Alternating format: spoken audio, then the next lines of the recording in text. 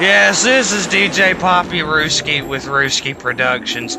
We're chiming in here today. Stephen Turner, who apparently is young in Cheonbuk. He has flown all the way from Jonesboro, Arkansas, to go to South Korea to teach little children.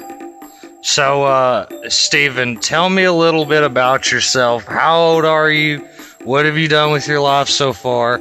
And why the heck are you in South Korea? All right. Yeah, my name is Stephen Turner, and turned 23 a month ago, and I just graduated from Arkansas State University in this past December, which was 3 months ago.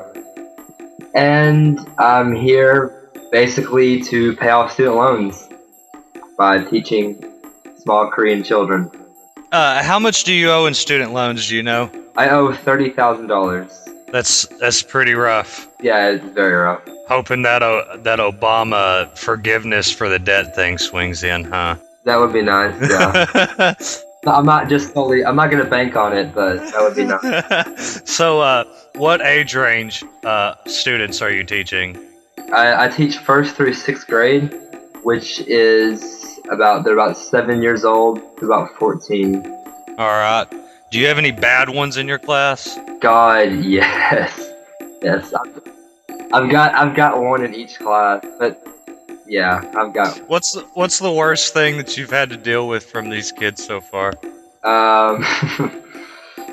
Just the fact that I don't speak the language, they take full advantage of it. So it's hard for me to discipline them or like tell them to stop doing something stupid.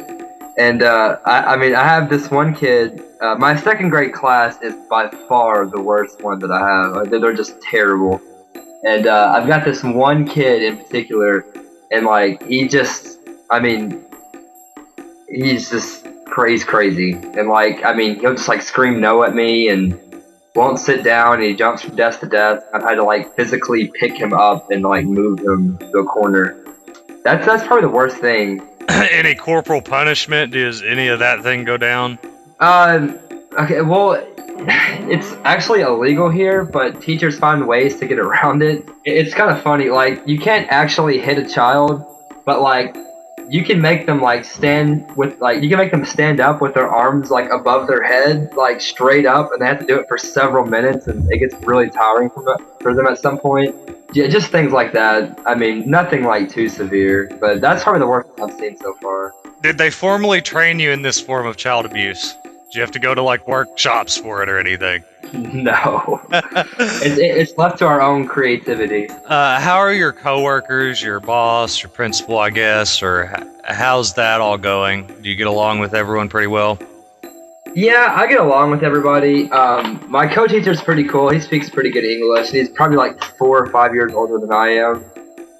And my principal speaks absolutely no English at all, but I could tell he's like a sincerely like nice guy. He seems pretty genuine.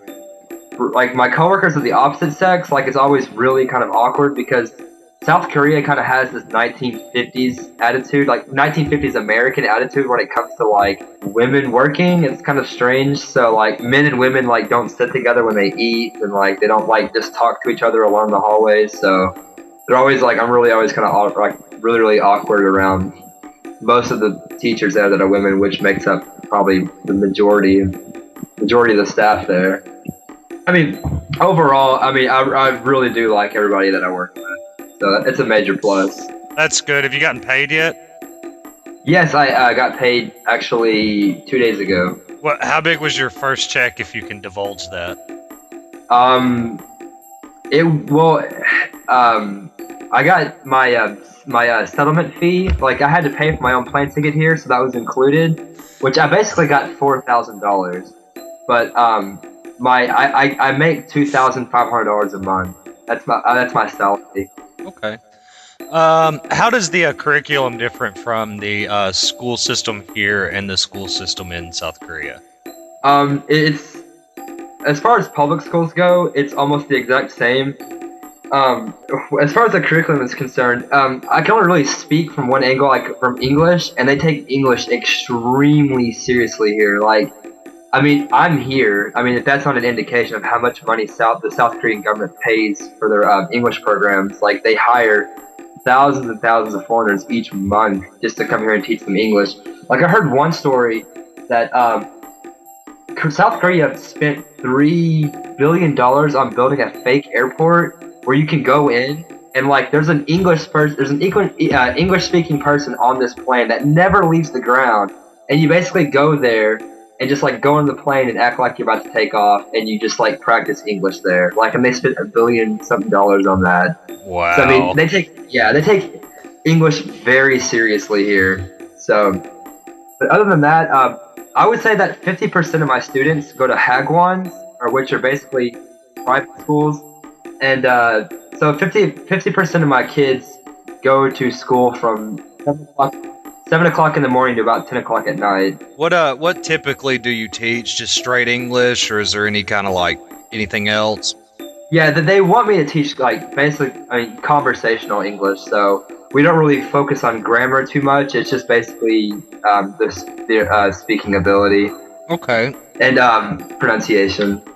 So you do strictly just teach English then, right? You don't teach shapes and colors or any of that stuff?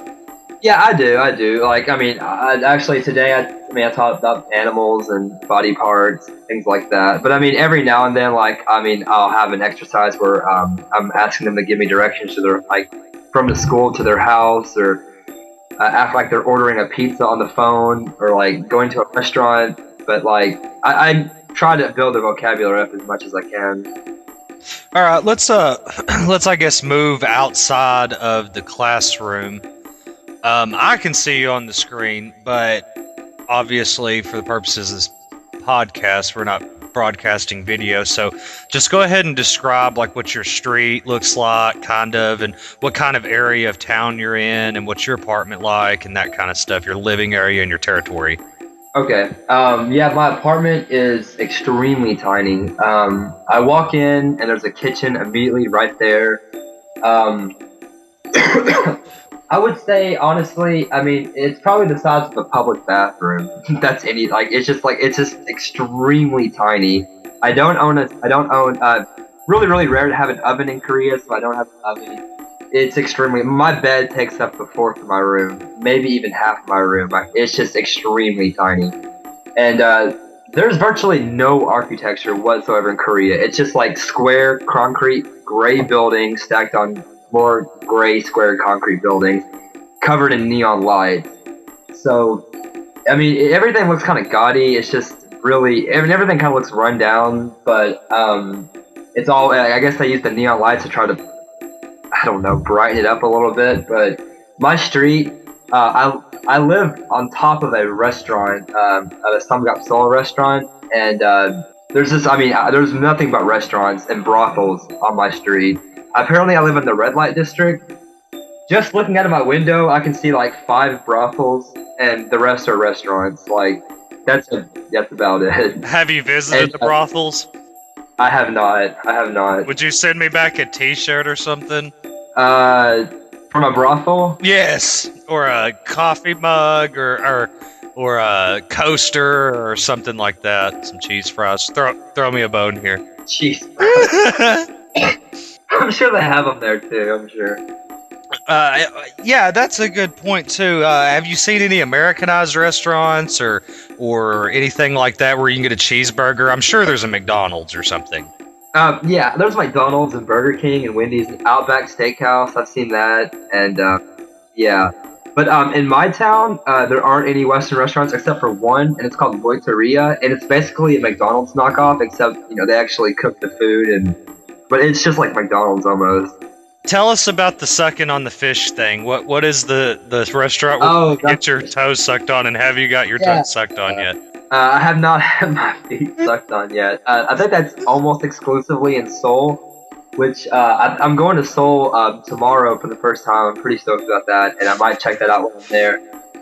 But yeah, there's this place, there's a restaurant called Dr. Fish, and basically you sit with like 2 or 3 other people at this glass table, and your feet are like in this aquarium where there's like, I think they're betta fish, and they like they basically like attach themselves to your feet and like eat off dead skin, which it sounds really weird, but I mean I'm just going to say that I've done it. But I think it's a bar and a restaurant. But yeah, it's kind of a really unique thing, so I'm excited about checking that out. I might have to do an update and let you know how it is. Have you enjoyed your time so far while you're there? Oh, definitely. I've had a great time since I've been here. I've been thinking about probably extending to another year. Any kind of cautionary tales before they hop on a bus and fly to Korea? Yeah, I've got too many. Like I couldn't squeeze them in. Alrighty. Well, I appreciate you doing this podcast with me, Steven. Yeah, no problem. Just for the record, would you once again tell me your name and tell me that you are in fact young in Cheonbuk? Yes, my name is Steven Turner and I am young in Cheonbuk.